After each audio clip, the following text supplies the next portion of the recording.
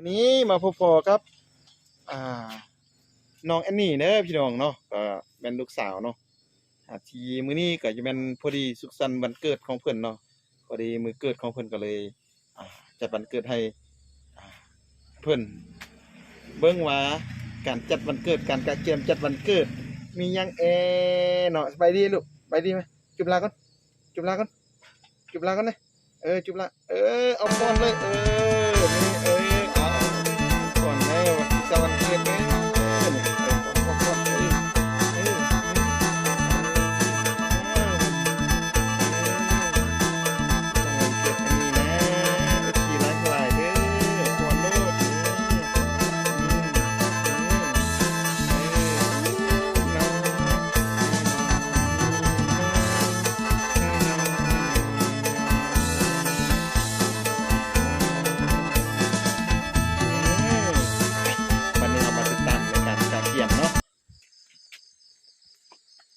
นี่พี่น้องอันนี้ก็คันการกะเกียมอันนี้ก็จะแม่นขวมมีพี่น้อง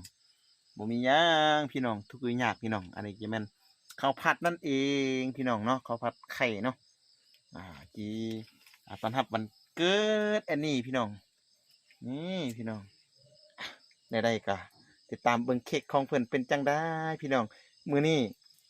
วันเกิดของเพิ่นที่ว่าสุดอกสุดใจของหัวใจเนาะจะเอาหยังมาฝากมาต้อนให้อันนี้เนาะก็คือลูกสาวนั่นเองเนาะพี่น้องเนาะมาให้ FC ได้รู้จักว่า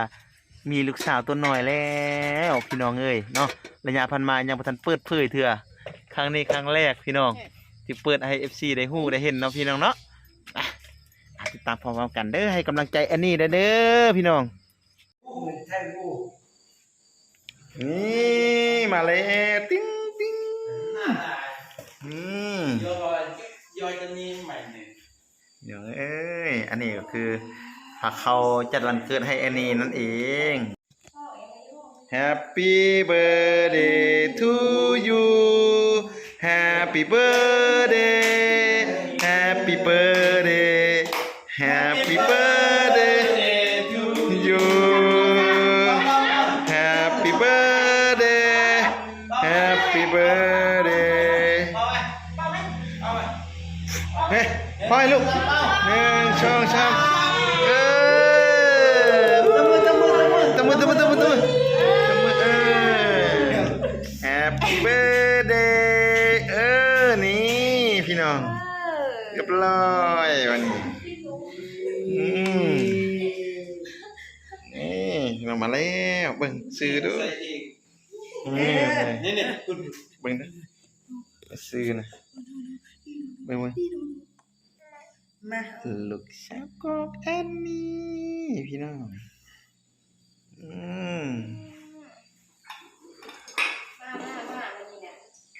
นั่งลงนี่มา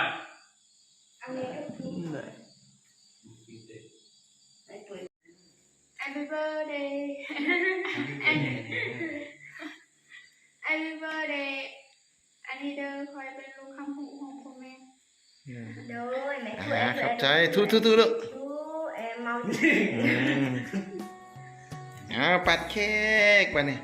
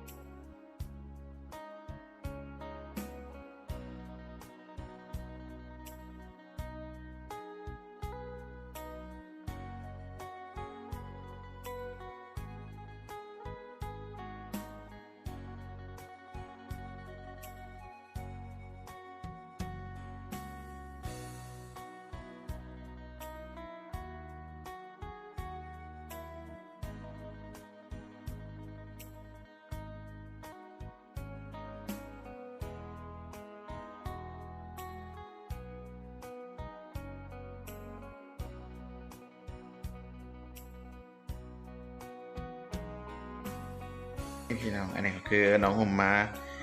เบิร์ธเดย์ให้น้องแอนนี่เพิ่นเด้อพี่น้อง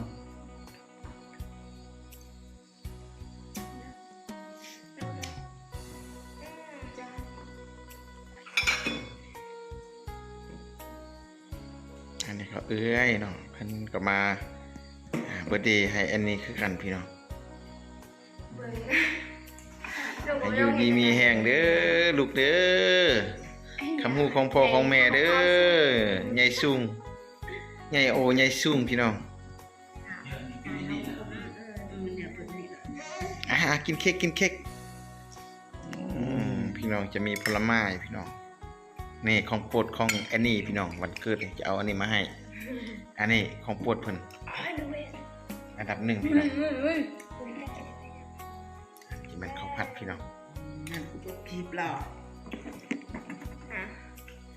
วงย่างบอกให้ย่างบอกให้มีบางอันได้ บ่หันนี่แบบ เชื่อ เชฟป้อนมันปัดโทตะมือนึกตะมือ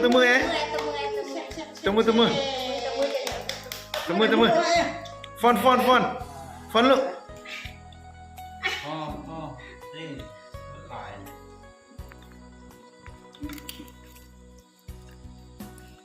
ปัดโทได้กินเค้กเต็มที่ป่ะนี่ นั่นจะฝึก อันนี้พอแล้วลูกก่อนปล่อยเอา